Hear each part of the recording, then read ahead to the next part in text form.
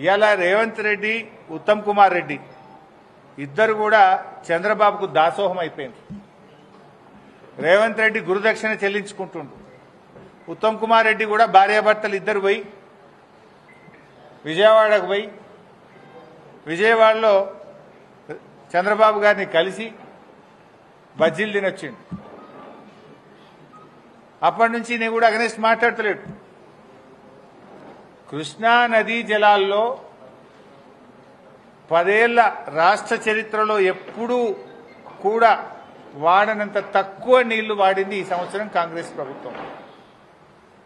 కిందికి నీళ్లు వదిలింది. మొత్తం ఆంధ్రాకు దాసోహం చేసి ఖమ్మం, నల్లగొండ, మహబూబ్ నగర్ జిల్లాల్లో పంటలు ఎండబెట్టింది కాంగ్రెస్ ప్రభుత్వం. క్రాప్ హాలిడే ప్రకటించింది కాంగ్రెస్ ప్రభుత్వం. ఈ సంవత్సరం మనకు తాత్కాలిక కేటాయింపుల ప్రకారం ఇచ్చిన నీళ్ల కంటే 65 టీఎంసీల నీళ్లు తక్కువగా వాడిన చేతగాని దద్దమ్మ ప్రభుత్వం కాంగ్రెస్ ప్రభుత్వం.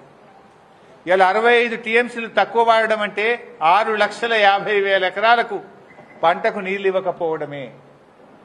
ఉన్న హక్కును, ఉన్న తాత్కాలిక కేటాయింపుల్ని కూడా వాడుకోకుండా ఆంధ్రాకు నీళ్లు వదిలింది నువ్వు కాదా ఉత్తమ్ కుమార్ రెడ్డి? దీనికి ఎందుకో సమాధానం చెప్పవు. చెంపలేసుకొని ముక్కు నేలకు రాయి. 65 టీఎంసీల నీళ్లు మన హక్కును వినియోగించుకోలేని చేతగాంతనం నీది, ఫెయిల్యూర్ నీది.